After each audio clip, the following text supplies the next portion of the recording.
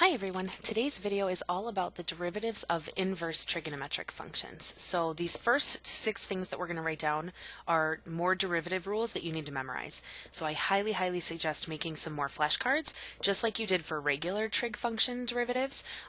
Make some more for these ones because you're going to have to memorize them.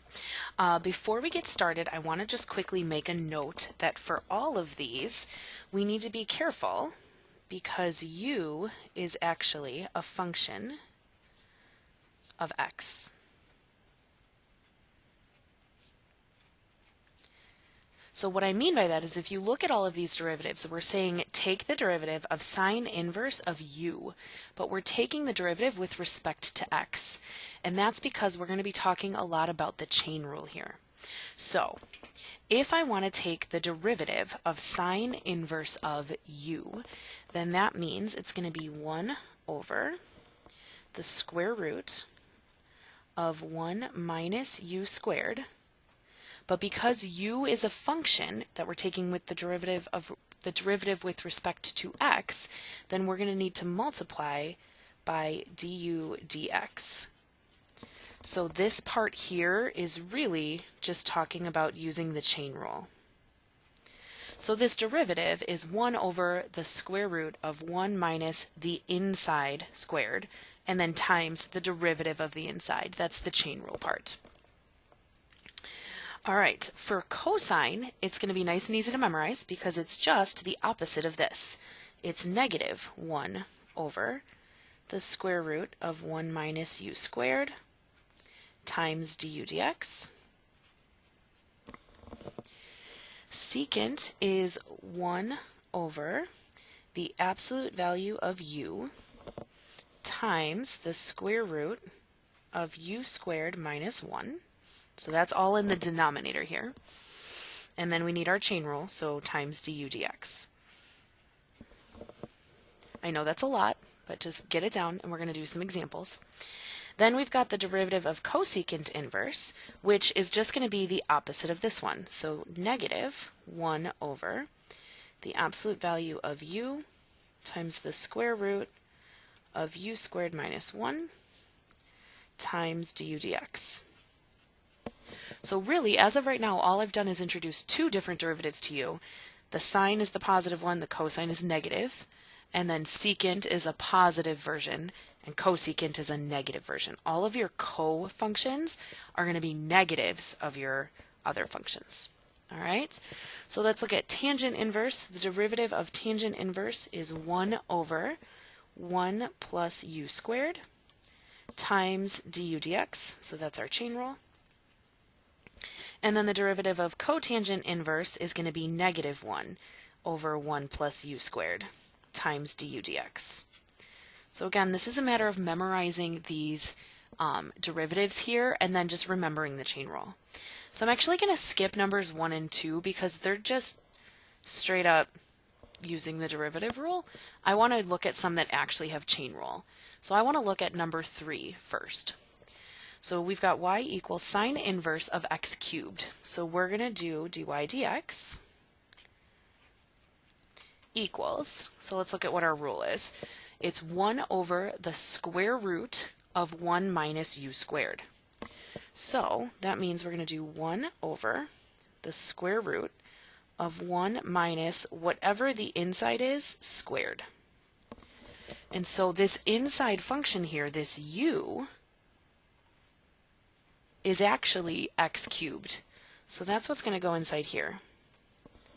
And then we need to remember our chain rule. So now we're going to multiply by the derivative of x cubed, which is 3x squared. So if we go to simplify this, we're going to have dy dx equals, this 3x squared can just go on top, and it's going to be over the square root of 1 minus, we've got x cubed squared, which is really just x to the 6th power. And there we go. That's it. It's just a matter of knowing the rule and plugging it in. Let's look at number 4. We can see we're doing secant inverse of 2x. So this 2x is actually going to be our u when we look up at our derivative rules. So dy dx is going to equal, let's see, we need secant inverse, so that's this one up here. So 1 over the absolute value of u,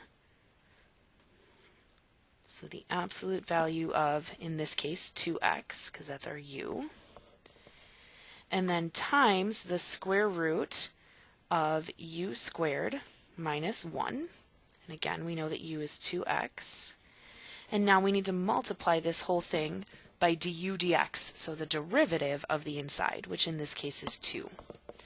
And now we're going to go ahead and simplify this.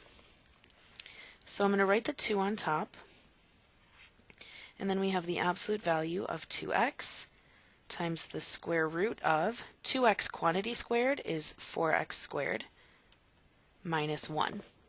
Now here's something that's a little tricky that you need to listen about. So if I have the absolute value of 2x on the bottom, this 2 doesn't really need to be inside the absolute value. Because it's a positive 2, we can actually take it out. So we're going to rewrite this as 2 over 2 times the absolute value of x times the square root of 4x squared minus 1. So we left the x inside the absolute value because that's the thing that could potentially be changing signs. But the 2 can just come out because it's always going to be positive. But what that does is it allows me to cancel those 2's out and make a 1 on top. So I'm going to have dy dx equals 1 over the absolute value of x times the square root of 4x squared minus 1. And that's the answer for this question. All right, we're going to do just a couple more examples and just make sure you guys are okay with applying this chain rule after it and with these different derivative rules. So we're going to jump to number 6. So number 6 says y equals the cosine inverse of 3 over t squared. So we're going to do dy dx equals, if we look back at our rules, we know that the cosine inverse is going to be negative 1 over the square root of 1 minus u squared, and then we need our times du dx, whatever that happens to be. So u is what's inside here. So I'm actually going to write this one, u equals 3 over t squared, and I want to rewrite that as 3t to the negative second power, because that's going to actually help me take my derivative. Now I can just put it in the parentheses here, no problem, 3 over t squared. But now when I take the derivative for this du dx, oops, this is going to be dy dt. Sorry about that. That's going to be a dt because we're taking the derivative with this t inside. When I take the derivative here, I'm going to drop the negative 2 and multiply by 3, so that's going to be a negative 6. And then I'm going to subtract 1 from my exponent, so it's going to be t to the negative third power. So dy dt is going to equal, I've got a negative 1 times a negative 6t to the negative third. So that's going to be a positive 6t to the negative third, all over the square root of 1 minus, this is going to be 9 over t to the fourth power. But I'm going to put that in parentheses since I wrote that fraction funny. So there we go. That's that answer. We could simplify it more, but really we just need to know that we've got the rule down and we've got that chain rule. Okay? Let's take a look at one more. Let's take a look at number 7. So y equals the cotangent inverse of the square root of 1 minus t. This is another one that's going to be in terms of t instead of x. So we're going to do dy dt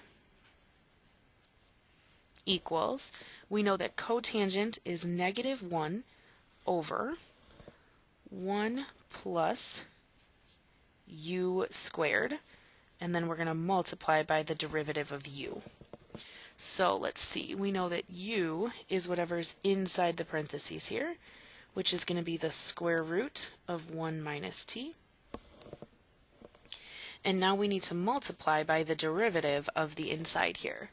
So if we know that u is 1 minus t to the 1/2, because it's a square root, then we know the derivative is going to be 1/2 1 minus t to the negative 1/2. And now we can just start to simplify a little bit. So dy dt is going to equal, let's see, we'll have this negative 1 on the top here. This, we've got a square root squared, which really just means it's going to be 1 plus 1 minus t. And then we've got times, if we drop it like it's hot, we're going to have 1 over 2 times 1 minus t to the 1/2 power. And we're just going to simplify a little bit more here, just so it looks a little nicer. So we've got a negative 1 on top. This is going to simplify down to 2 minus t. So I'm going to make it 2 times 2 minus t, and then we have the square root of 1 minus t. So this 2 just kind of came in front right here. That's that 2. This simplified down to the 2 minus t, and then if we have a 1/2 power, that's a square root. So we know that this is our dy dt. And there we go. There's some more examples so that we can go over a couple in class, but like I said, my suggestion for you is to make sure that you make some more note cards so that you can memorize these rules, because it's going to be very, very important that we know them and know how to use them. Thanks for watching.